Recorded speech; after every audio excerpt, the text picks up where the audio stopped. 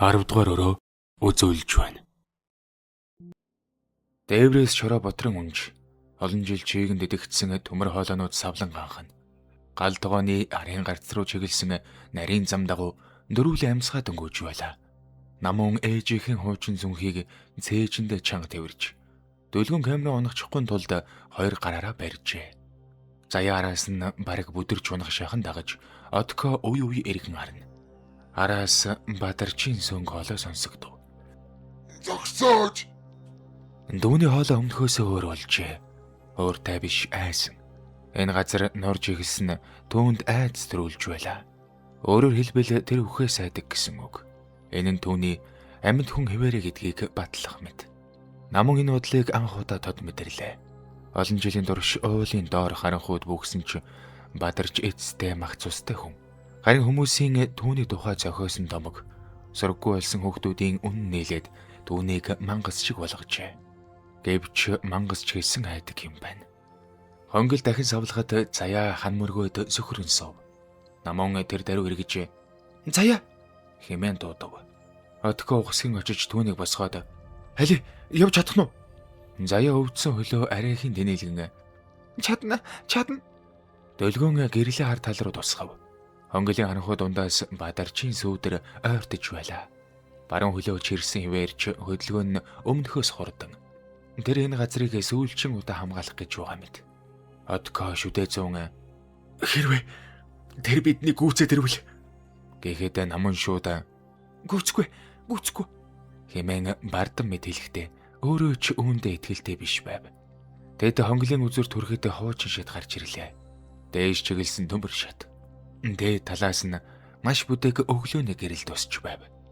Заяа бараг ойлгох шахан "Гарц" гэвч Отко гэнэт зогсоод "Хүлээ, байж гараа. Яасан бэ?" Отко гэрлээ шатны хажуугийн ханд тусгалаа. Тэнд шинэхэн мөр байв. Шавартай гутлын мөр. Гэхдээ яаж харсан тэднийх биш мэт. Дөлгөн "Арай өөр хүн энд байгаа юм биш үстэ." Намун толгоос ихсрэв. "Гүй, энэ мөр шинэ байна." Бүгд нэгэн зэрэг ойлгов. Бадарч энэ гарцыг мэддэг. Тэр урд талаас нь тосч магадгүй. Тэр мөчөд дээрээс маяг суулхан хүүхдийн хоолой сонсогдов. "Наашаа биш." Намун дээш харав. Эрдэн мөн байлаа. Тэр одоо ч тэдэнд туслахаар оролцож байлаа. Шатны дээд талд хүүгийн дөрөс хитгэн агшинд үзэгдээд алга болов. Отко "Тэр бидэнд ахаар болж байна." Дөлгөөн эргэн тойрноо гэрэлтүүлв. Шатны доор жижигхэн төмөр хаалга байлаа. Хуучин үйлчилгээний өрөөрөө ордог бололтой. Заяа "Тийшээ болохгүй бол тийшээ орвол ямар вэ?" Намун "Эрт нь бороо зам заахгүй нь мэдээч" гэж хэлэхэд Отко эргэлзсэн ч эцэст нь хаалга идүүлэхв. Дотор нь нарийн өрөө харагдав. Хуучин цаглагааны өрөө бололтой. Самбар кабел тоосон дарагдсан унтраалгууд хан дэгнэн. Зарим нь бүр зэвэнд баригджээ. Дөлгөөн "Хэш, эндээс гарах гарц байхгүй юм шиг байна." Намун өрөөг ажиглаж байснаа энэтэй нэг зүйл анзаарав. Самбарын хажууд улаан будгаар бичсэн жижиг үг. "Үндсэн генератор."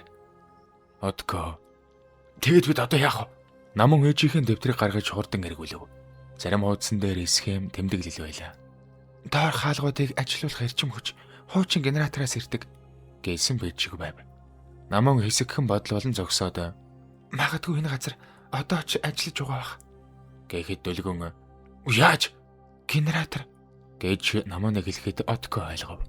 "Тэгэхээр Бадарч энэ бүх хугацаанд генератор ажиллаж байсан гэсэн үг үү?" "Тийм бололтой. Тийм болохоор зарим хаалга нэгдэж, зарим нь хаагддаг байсан." Заяа жижигсэн хоолоогоор "Тэгвэл хэрвээ генераторыг унтраавал" өрөөнд нам гүн болов. Намун айжуухан "Энэ газар зогсно. Байл эсвэл бүр норно" гэж дөлгөөнийг хариулахад Отко За аль нь ч байсан бидэнд сонголт алга. Гэтэл арын хонглоос төмөр чирэх чимээ дуулдаж ирсэн нь Бадарч хэдийн хойртож байгааг илтгэнэ. "Гүтэр битгий орхиоч гээд үсэн мэт. Тэдэнд цаг байсангүй. Намун самбарын доод хэсэгт байх том төмөр бариулыг харав. Үндсэн тэжээл. Энэ газрыг амьд ойлгож буй зүйл яг энд байсан байж болох юм. Отко намун руу хараад "Хэрв үүнийг унтраавал Бид өөрсдөө ч гарахгүй үлдэх магадaltaй. Намун хэсэг чимээгүй болов. Ээж нь буцаж ирээд гарч чадаагүй. Батууг тэдний гарахын тулд үлдсэн. Хүүхдүүд олон жил хүлээсэн. Одоо тэд ухарвал энэ бүхэн ахаад л харанхууд үлдэнэ. Намун шүдээ зүүн яадаг ч байсан дуусах хэрэгтэй. Тэр бариул руу алхах мөчөд арын хаалга хүчтэй саван онгойв. Бадарч өрөөний үдэнд гарч иржээ. Түүний амьсгаа хүнд нүд нь солиорсон мэт харагдана. Нөөрний сорвын хүртэл улам гүн болсон мэт. Гэхдээ хамгийн аимшигтай нь тэр уйлж байгаа юм шиг харагдав. Битгий хэмээн түүний сөөнг хоолой бараг гуйлж шиг сонсогдов. Та нар ойлгохгүй байна. Одко орг шалгаад юуг гэж асуув. Бадарч өрөөг нэг тойруулж хараад энэ газар унтарвал тэд алга болно. Намун тэд аль хэдийн өгсөн. Чи тэднийг алсан. Мөрөвдөх сэтгэлгүй хөгийн алуурч. Бадарч толгоогоо хүчтэй сэгсэрлээ. Үгүй. Тэд энд байгаа. Би тэдний ганцаараа нөрхөөгүй. Өрөөнд нам гүн болов. Анх удаа тэд Бадарчийн жинхэнэ айдсыг сонсож байлаа. Тэр хүүхдүүдийг хадгалж байна гэж боддог. Тэднийг явуулчихвал бүр мөсөн алга болно гэж хайдаг. Энэ олон жилийн турш тэр хүүхдүүдийг соллохгүй байсны шалтгаан нь үзэн ядалт биш байж болох юм. Харин өвчтөй эвдэрсэн айдас. Бадарч айжуухан ханналлаа. Түүний хар цэг хэсэг хугацаанд хоосон болов. Хаах би тэднийг айлах гэж л бодсон. Хэмээн яриагаа эхлэхэд хинч дуугарсангүй. Тэр өөрөө ярьж эхэлжээ. Хүүхдүүд намайг шоолдог байсан. Тоглон өвгөн гэж дууддаг байсан. Би тэр үед залуу байсан ч тэд намайг залуу гэж хардаггүй байсан. Нэг хүүхэд алгуулсан. Би олоогүй. Домчууд бүгд бие буруутгаж байсан. Харин дараагийнх нь нэг мэдгэд би өөрөө тэднийг нууж эхэлсэн. Заяа хайсандаа юу ч хэлж чадсангүй. Намун дүүн рүү ширтсээр. Яагаад гэж асуув. Бадарч хэсэг инээмсэглэх гэж оролцсон ч тэр нь өвдсөн хүний царай шиг харагдав. Яагаад гэвэл тэд намайг орхитгүй байсан гэж хэлээ түүний хоолойж ирлээ. Өгсөн хань хааж гисэн. Өрөө хүүтэн болов. Бадарч ханны болон руу ширтэнэ. Яг тэнд хэн нэгэн зогсож байгаа мэт. Эхэндээ би хүүхдүүдийг хардаг байсан. Дараа нь тэд надтай ярьдаг болсон. Хэрвээ би доор үлдвэл тэд ч бас үлдэнэ гэж бодсон. Ингэж хэлэхэд Одко шүдээ зүүн. Чи өстой солиорчихсан амтан байна. Бадарч толгой дохиод. Тийм гэж хэлв. Энэ удаа тэр маргасангүй. Намун тэр хүнийг хараад анх удаа жинхэнэ өрөвдөх мэдрэмж төрөх шахав. Гэвч тэр даруй ээжийнхэн дэвтрийн сүүлчийн мөр санаанд орлоо. Тэднийг тэнд орхиж болохгүй. Бадарч хүүхдүүдийг үлдээсэн. Өөрийн айдсаар хорьсон. Тиймээс намун бариул руу дахин алглаа. Бадарч огцсон урагш ухсгийв. Үгүй гэд зогсоох гэхэд Одко түүний замд орж мөргөлдөв. Хоёул газар савн унлаа. Бадарч нас дээр гарсан ч аимшигтай хүчтэй байлаа. Олон жил харанхуйд амьд үлдэхийн тулд тэр хүнээс илүү амьтан шиг болжээ. Дөлгөн Одко туслахаар гүйсэн ч Бадарч түүнийг төмөр хоолоогоор зөхөх шахав. Заяа хайсандаа хөсчихсэн байлаа. Намун бариул дээр гараа тавив. Хүүтэн, цэвтэй. Энэ ганц хөдөлгөөнөөр бүх зүйл өөрчлөгдөнө. Тэр мөчөд хүүхдүүдийн хоолой өрөөнд зэрэг сонсогдов. Битгий. Одоо. Намун бүх хүчээрээ бариулыг доош татлаа. Эхэндээ хөдөлсөнгүү. Дараа нь хүнд чимээ гарч самбар бүхэлдээ дөргөв. Тэрэл нэгэн зэрэг анивчв. Бадар царайн цонхийн намун руу ирэглээ. Чи юу хийчих вэ? Дараагийн агшинд газар доорх бүх хонглоор хүчтэй жижиргээ тархлаа. Хаа нэгтээ гүнээс төмөр тасрах чимээ сонсогдож, агаарын урсгал өөрчлөгдөн өрөө харанхуй тавтав. Дөлгөөний гарч хідэл үлдлээ. Тэр гэрлээ өрөхөд Бадарч хөсчихсэн зогсож байлаа. Түүний ард хүүхдүүдийн сүнс гарч иржээ. Өмнөх шиг бүдэг биш, илүү дод, илүү ойр. Эрдэнэ хамгийн урд зогсно. Бадарч удаанаар хойш хорлоо. Анх удаа үнэхээр айсан хүн шиг. Хөөгүй. Ийм юм болох ёсгүй. Эрдэнэ түүнийг хараад бид гэртээ хармаар гэхэд Бадарч толгоогоо сэгсэрлээ. Би та нарыг ганцаараа нь үлдээгээгүй. Эрдэнэ хоолой хөнөгтэй байлаа. Чи биднийг явуулаагүй. Өрөө дахин хүчтэй савлж дээврээс цемент норж эхлэв. Одко бодж ирээд наман руу хашгирлаа. Явъя гэвч наман хөдөлсөнгүй. Тэр Бадарчийг ширтсээр. Бадарч одоо хүүхдүүдийн дунд бүслэгдсэн байв. Тэр дүнд хүрээгүй Гэхдээ түүний харц хаашаач зүгт чадахгүй болжээ. Тэр олон жилийн турш энэ ууланд бөгсөн өөрийгөө хамгаалагч гэж бодсон. Харин үнэн дээр өөрийн айдсаас зүгтж чадаагүй хүн байжээ. Бадарч нам өнөр харав. Энэ удаа түүний харцсанд уур байсангүй. Зөвхөн ядарсан гуйныг. Ээж чинь надтай адилхан байсан. Намун юу ч хэлсэнгүй. Тэр ч бас тэднийг орхиж чадаагүй.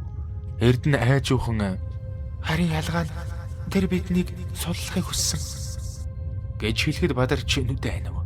Тэр мөчид бүх зүйл түүний нүүрэн дээр харагдав. Гэмшил солиорол, ганцаардал, айц, тэгээд ядрал. Хонглын хаан ихтэй том нуранг унах чимээ гарлаа. Дөлгөөн намана бид явах хэрэгтэй. Намун зочин эргэв. Өрөөний арын хан нуржээ. Хэдхэн секундын дараа эндээс гарах боломжгүй болно. Отко намууны гарыг атгав. Намун эцэст нь хэрэгнгүүлээ. Дөлгөөн заяа Отко дөрөв харахуу хонглоор дээш өгсөн шат руу гүйлдэв. Ард нь Бадарчийн хоолой сонсогдсонгүй. Харин хүүхдүүдийн намуухан шивнээ үл мэдэг сонсогдно. Тайван, удаан, яг л олон жилийн дараа анх удаа амарч байгаа мэт. Тэд шатаар дээш гарч эхлэхэд дээрээс өглөөний бүдэг гэрэл улам тодров. Намун амьсгаад нь дээш харлаа. Гадаа тэд бараг гарах гэж байна. Гэвч яг тэр мөчид ард нь Отко зогсоод хүлээгээрэй. Намун эргэж харав. Отко доош ширдэж байлаа. Харанхуй хонглын гүнээс нэг хүн айжуухан гарч ирэв. Тэд нүдэндээ житгсэнгүү. Энэ хүн яа харахгүй Батууг байлаа. Заяагийн нүдэндээ нулимс цээлгэнэн Батууга. Тэр хананд тулсан хിവэр алхаж байлаа. Царайн цон хийсэн мөрн зусаар бодогдсон ч амьд. Отко угсгийн доош бов. Гүн овч минь чи амьд байсан юм уу? Батууг энэх гэж оролцсон ч өвдсөндөө нүүр нүрчив.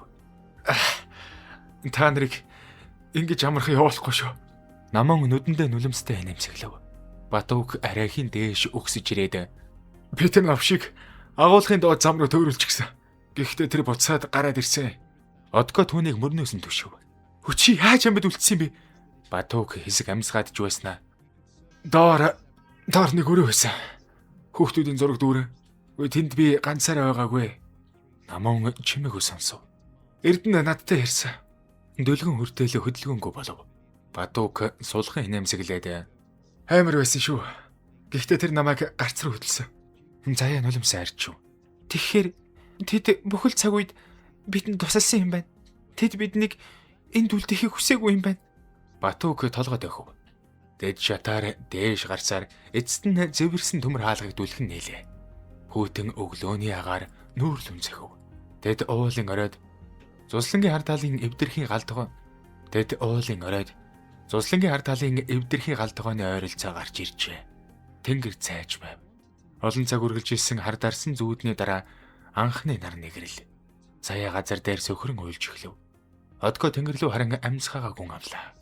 Дөлгөөн камерын онтрах гэж оролцсон ч энэ удаа дэлгэц өөр ааслаа. Дэлгэцэн дээр газар доорох өрөө харагдав. Бадарч ганцаараа зогсож байлаа. Хүүхдүүдийн дөрсүүд айжуухан бүдэрч нэг нэгээр алгуулж эхэлнэ. Эрдэнэ хамгийн сүүлд үлдэв. Тэр камер руу харин маш сулхан инээмсэглэв. Тэгээд дөрс бүрэн сарниж камер харлаа. Дөлгөөн амьсгаа төгжин дэлгэц рүү ширтсээр байв. Намун ээжийнхэн цүнхийг тэрсэн хിവэр уулын орой дээр зогсно. Зуслангийн ард манан айжуухан сарниж байлаа. Гэхдээ энэ бүхэн дуусаагүй тэр мэдэрч байв. Учир нь үннийг хэлэх ёстой болсон. Асуул тэнгэлцээр энэ олон жилийг ардаа үлдээсэн хүн бүрд. Өөрийн саарл гэрэл уулын оройг зөөлөн бүрхэж эхэлсэн ч тэдний доторх шөнө хараахан дуусаагүй байлаа.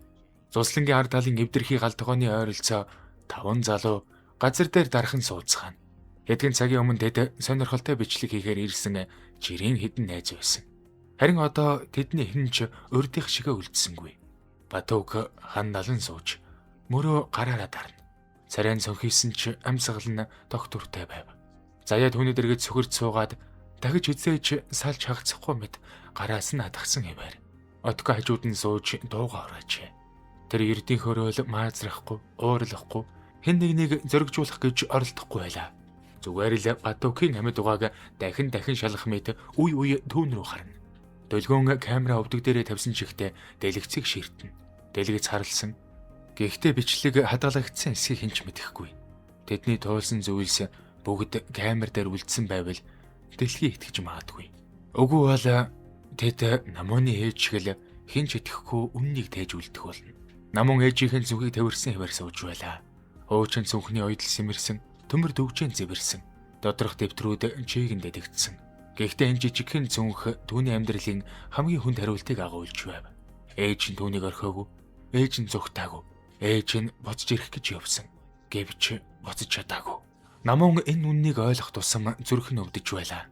Олон жил дотроо нуусан гомдол нь гинэт буруутай мэт санагдана. Ээжтэй гомдож явсан бүх өдөр аавынхаа дуугүй байдалд оруулсан бүх шөнө. Яагаад намайг орхисон юм бэ гэж ганцаараа уйлсан мүж бүхэн одоо өөр утгатай болжээ.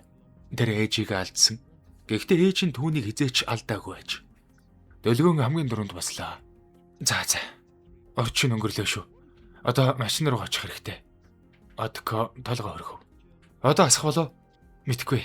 Гэхдээ энэ сууж болохгүй. Заяа намуухан тэр газар одоо юу болсон бол? Хинч шууд хариулсангүй. Уулын доороос одоо ямар ч чимээ сонсогдохгүй байв. Хэдхэн минутын өмнө бүхэл бүтэн газар дөргиж байсан мэт санагдсан зүйлс одоо бүр нам өгөм. Зуслангийн балгаснууд өглөөний гэрэлд аимшигтай гэхээсээ илүү ядарсан харагдана. Яг олон жил амьсгаа дүгдэж байгаад эцэст нь сулсан газар шиг. Батүк арайхийн нэмсэглэв. Би дахиж хизээч юм солиотой контент хийхгүй. Одко түүн рүү харан анхудаа сулхан инэв. Амьд гарчаад хэлж байгаа зүйл чинь хин гэж юу? Эмээгээд инээлдэв. Батук чи өөлснө үү? Одко тэр дороо нүрэ бурууллаа. Чи дими юмэрээд өөл буцаага доо шийч шүү. Тэдний дунд анхны жинхэнэ амьтаа инээд гарлаа. Богинохон ядрангу гэхдээ амьд хүмүүсийн инээд. Намун тэр инээдийг сонсоод нүдэ хэнэв. Тэр мөчид эрдэнийн тайван царай санаанд орж ирэв. Одоо бид хүснээ биелүүлсэн. Тэд үнэхээр чөлөөлөгдсөн болов. Эсвэл үннийг бүгдд хэлтэл бүрэн явж чадахгүй болов. Тэр цүнхээ чангатгаад баслаа. Явцгаая. Бидний хийх зүйл дуусаагүй байна. Тэд зуслангийн төв рүү буцах замаар алхав. Орой ирэхэд хэтэрхий амьтай харанхуу тэднийг залих гэж байгаа мэт санагдсан газар одоо огт өөр болжээ. Байшингийн хагархай цонхнууд урдын адил хар нүд шиг ширтэхгүй. Саксны талбайн төмөр цагирах хөдөлгөөнгүй. Тайцны дэргэд сонсогддог байсан хөөхтүүдийн дуу алга. Хуучин чанга хэрэгч чимээгүй. Гэхдээ тэд төв талбайгаар өнгөрөхдөө бүгд нэгэн зэрэг зогсов. Шатны дэргэд улаан бөмбөг хэвдэж байлаа. Эрдэнийн бөмбөг. Тоосон дарагдсан хിവэр боловч дээрх бичиг тод харагдана. Эрдэнэ. Харин дуслаач гэсэн үг алга болжээ. Түүний оронд бөмбөгний нөгөө талд маш бүдэгхэн шин мөр харагдав. Баярлалаа. Заяа нулимсаа орчин тэр явчихсан байх та. Намун бөмбөгийг айжуухан авч тайзны өмнөх хуучин сандал дээр тавилаа. Тийм байх. Батук нам дуугаар хэрвээ тэд байгаагүй бол би тоор үлдэх байсан. Одко дүүн рүү хараад тийм ээ бид бүгд ялгаагүй. Дөлгөөн камера асаах гэж оролдов. Энэ удаа камер хэвэн аслаа. Дэлгэц дээр зөвхөн тэдний өмнөх талбай харагдана. Ямар ч сүудэр, ямар ч цагаан дүрс, ямар ч шууган алга. Тэр бичлэгүүдээ шалгав. Пайлууд байлаа. Бүгд анх хаалаа онгоосон мөчөөс эхлээд хонгил хүүхдүүдийн бичиг, саруулын дэвтэр, касет, төмөр хаалга, бадарчин царай, эрдэнийн сүүлчийн дүрс хүртэл хадгалагджээ. Дөлгөөн амьсгаагаа удаан гаргав. Бидэнд нотлогоо байна. Намун тэгвэл ээж минь хэлсэн үг энэ удаа худлаа биш гэдгийг бүгд мэднэ. Тэд машин дээрээ ирэхэд джип яг л орхисон хിവэрэ байв. Дугуун солигдсон ч урд талын капот онгорхой. Одко машина шалгаж эхлэв. Хачи юм аа. Гэхэд Батук яаси аккумулятор холболт нь салсан байна. Энэ нэгэн зориуд салгасан гэхэд хинч гайхсангүй. Одко холболтыг буцаж хийж жолооны хардсав. Дөлхөр ирэх мөчөд бүгд амьсгаагаад өгчв. Мотор аслаа. Энгийн дуу. Гэхдээ тэдний хувьд хамгийн сайхан дуу байлаа. Заяа шууд уйлж эхлэв. За, явъя гой явъя гэж хэлэхэд хинч сэргүүцсэнгүй. Өнгөрсөн шөнийн явдал бол тэдний хэнийхэн ч амьдралд хизээж үзээгүй тийм их зүйл болсон явдлууд байлаа. Маш урт шөнө. Машин айжуухан хөдөлж Зуслангийн төвөр дамжин зэвэрсэн төмөр хаалга руу чиглэв. Хаалга одоо онгоргоо байлаа. Өчигдөр оройд тэднийг залгиж явах мэт хаагдсан тэр хаалга одоо буцааж гарах гэж бүү мэт хоёр тийш нээгдсэн харагдана. Маншийн хаалгыг давж өнгөрөхөд намун цонхоор эргэн харлаа. Балгас улсан цуслан өглөөний мананд бүдгэрнэ. Хүүхдийн цуслан, эргэн хамгаалтын хуучин байгууламж, олон жилийн нууц, ээжийнх нь сүүлчийн очсон газар. Тэнд хинч зогссонгүй. Гэхдээ намун яг хаалганы дэргэд нэг агшинд эрднийг харсан юм шиг санагдав. Хүү улаан бөмбөгөө тэрвэрчихсэн босд хүүхдүүдийн дунд зогсно. Тэд айсангүй. Харин холдох гэж байгаа мэт айжуухан бүдгэрч байлаа. Намун юу ч хэлсэнгүй. Учир нь энэ удаа тэр айсангүй. Хотод буцаж ирэхэд бүх зүйл хачирхалтай хэвэн байв. Замын дүгжрэл, дэлгүүрийн гэрэл, гудамжаар алхах хүмүүс. Хинч уулын гүнд болсон зүйлийг мэдэхгүй. Хинч 5 залуугийн амьдрал нэг шөнийн дотор өөрчлөгдсөнийг анзаарахгүй. Амьдрал үргэлжилсэн арил. Тэд шууд эмнэлэгт очив. Батуугийн шарах гүн биш зусыг алдсан учраас эмч нар түүнд ойдол тавьж хэд хоног хэвдэх хэрэгтэй гэв. Заяа түүнийг эмнэлгийн орон дээр хэвдэх хүртэл гараас нь салсангүй. Одко эмнэлгийн коридорд сууж байхдаа анх удаа аав руугаа залгав. "Аава, машин зүгээрээ. Би жаахан асуудалд орчихлоо." Түүний хоолой зангирсан ч тэр тасалсангүй. Төлгөөн камерын санахайг 3 өөр төхөөрөмжлөө хууллаа. Нэгийг нь өөртөө, нэгийг нь намунд, нэгийг нь шууд суурин комд. Энэ удаа юу ч алга болох ёсгүй гэж тэр бодов. Намун эмнэлгийн нэг болонд сууж ээжийнхээ дэвтрийг дахин нээлээ. Саруулын бичиг бүрэн бүтэн биш ч хангалттай байв. Тэмдэглэл, нэрс, онсар, цуслангийн газрын зураг, бадарчийн нэр, хүүхдүүдийн тухай тэмдэглэл. Тэр хамгийн сүүлийн хуудсыг дахин уншив. "Намуна, чи эцээж энд ирэх ёсгүй. Гэхдээ хэрвээ ирсэн бол миний эхлэл усныг дуусга." Намун энэ удаа уйлсангүй. Харин удаа гаргаж аав руугаа залгав. Аав нь удаан дуудуулсны эцэстээ намун эсэг дуугарсангүй. "Аава, намуна, юу болсон бэ минийх? Гудуу чи нэг л би ээжийн тухай мэдсэн." Уцсны цаана нам гүм болов. Энэ нам гүм олон жилийнх байлаа. Аав нь эцэст нь маш сулхан "Хотод би зүгээрээ. Гэхдээ аава, ээж биднийг орхиогүй юм байна." Уцсны цаанаас амьсгаа дасалдах шиг болов. Намун нүд айнав.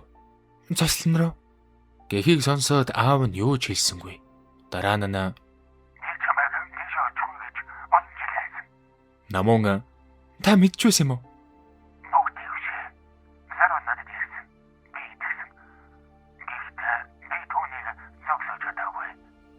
Аавынх нь хоолой зангирч байгаа нь хэлд.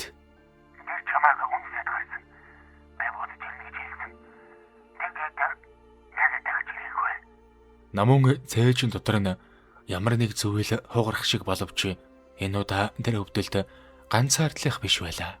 Би түүний цүнхийг олсон. Аав нь уйлж байгаа эсхийг намун мэдсэнгүй. Гэхдээ удаан хугацааны дараа тэр ганцаараа үлдээх юм байна. Намун "Тийм ээ." Дараагийн хэд хоног бүх зүйл маш хурдан өрнөв. Эхэндээ цагдаа нар тэдний ярианд эргэлзэв. Хуучин цуслан, газар дор хонгол, хүүхдүүдийн сүнс, олон жилийн өмнөх халаа орчин гэхэд хинч шууд итгэхгүй. Гэвч энэ удаа зөвхөн яриа биш байлаа. Камерын бичлэг, саруулын дэвтэр, касет, газрын зураг, алга болсон хүүхдүүдийн нэрс, бадарчийн нэр. Эцэст нь аврах багийн цагдаагийнхан шинжээчд цуслан руу буцаж очив. Энэ удаа 5 найз ганцаараа биш олон хүнтэй. Гэрэлтэй, техниктэй, бас баримттай. Газар доорх хэсгийн ихэнх нь нурсан байсан ч зарим гарц үлджээ. Тэд төмөр хаалганы цаат өрөөг олсон. Хүүхдүүдийн эд зүйлсийг олсон. Саруулын үлдээсэн тэмдэглэлүүд үнэн болох нь тогтоогдож эхлэв. Бадарчийн бие доороос олсон гэж дараа нь хэлсэн. Намун тэр тухай дэлгэрэнгүй асуусангүй. Дүүнд угаас сонирн биш байв. Тэр хүн амьдралдаа хит олон хүний төгсгөл болсон. Харин өөрийнх нь төгсгөл ямар байсан нь одоо чухал биш. Чухал нь түүний нуусан үнэн ил болсон явдал. Хамгийн хүнд өдөр нь алга болсон хүүхдүүдийн ар гэрийнхэн цуслангийн гадаа ирсэн тэр өдөр байлаа. Олон жилийн турш хариултгүй үлдсэн хүмүүс, хөгшөрсөн ээжүүд, дууга хураасан аавууд, ах эгч нар. Зарим нь хүүхдүүдээ буцаж ирнэ гэж хизээж итгэхэ болоогүй байсан бол зарим нь аль хэдийн сэтгэлдээ орчуулчихсан байв. Гэхдээ хэн ч үнэнтэй ингэж нүүр тулна гэж төсөөлөөгүй биз. Намун тэдний дунд зогсож байхдаа ээжийгөө ойлгов. Ийм хүмүүсийн өмнө би чадсангүй гэж хэлэх ямар хүнд байсан бол. Ийм хүлээлтийг тээж амьдрах ямар хэцүү байсан бол. Дэлгүүн тэр өдөр бичлэг хийгээгүй. Камера авчирсан ч асаасангүй. Зарим үннийг нийтэд хүргэх хэрэгтэй. Гэхдээ зарим уу гашууг зүгээр л хүндэтгэх ёстой. Эрдний ээж амьд байсангүй. Харин түүний эгч иржээ. Аль хэдийн настайр гарсан эмэгтэй намууны гараас атгаад удаан уйлав. Дүү минь улаан бомбогноос салдаггүй байсан юм. Намун юу ч хэлж чадсангүй. Тэр зөвхөн гараас нь атгав. Сарын дараа дөлгөөний влог дээр нэг бичлэг тавигдав. Гэхдээ энэ нь тэдний төсөөлж байсан адал явдалтай контент биш байлаа. Гарчиг нь энгийн, цуслангийн нууц, бидний олсон үнэн. Бичлэгт айл хөгжин байгаагүй, хэтрүүлсэн эффект байгаагүй, хөгжилтэй интро байгаагүй. Зөвхөн дөлгөөний 50 хоолой баримтууд, саруулын тэмдэглэлийн хэсэг, цагдаагийн албан ёсны мэдээлэл, алгуулсан хүүхдүүдийн нэрс байлаа. Бичлэгийн төгсгөлд намун богинохон ярав. Түүний царай ядарсан ч харцсан доктортой "Миний ээж энэ үннийг олон жилийн өмнө хэлэх гэж оролдсон. Хэнч түүнд итгээгүй. Би олон жил түүнийг намайг орхиод явсан гэж бодож өссөн. Гэхдээ тэр буцаж ирэх гэж явсан юм байна. Тэр хүүхдүүдийг орхиж чадаагүй.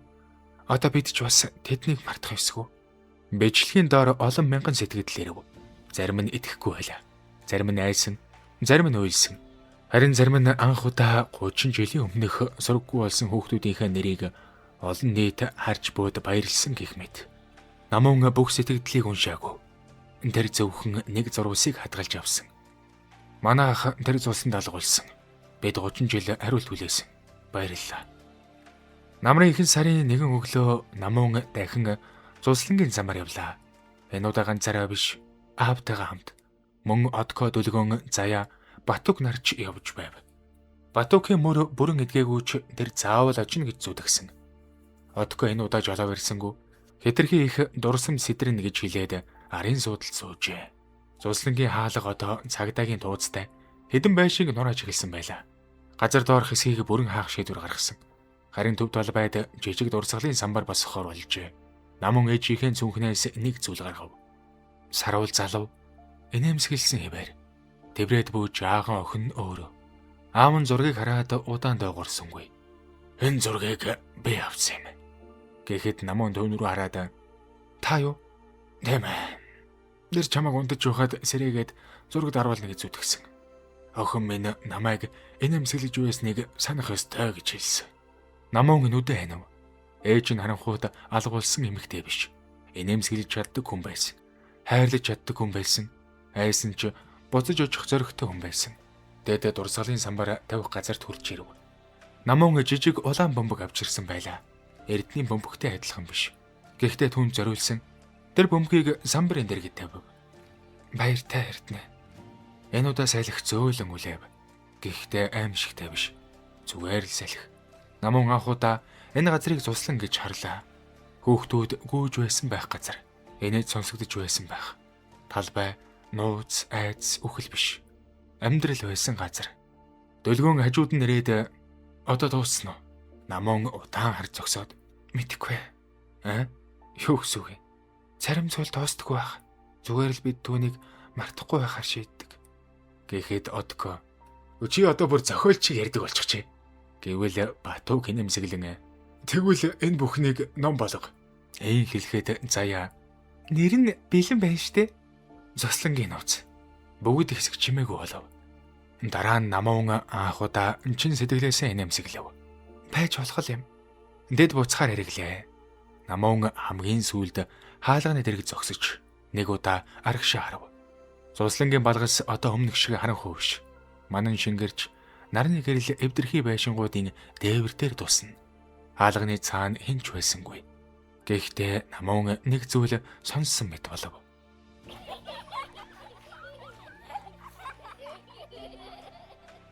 Хүүхдүүдийн инээд алсад маш бүдэг. Айц дөрүүлэхгүй, харин амар амгалан. Тэр эргэж харалгүй алхлаа. Учир нь энэ удаа тэд түүнийг дуудаагүй. Зүгээр л үдэж байлаа. Зохиолыг бичсэн Сумын Язар. Дуу оруулсан 10 дугаар өрөө Минсү.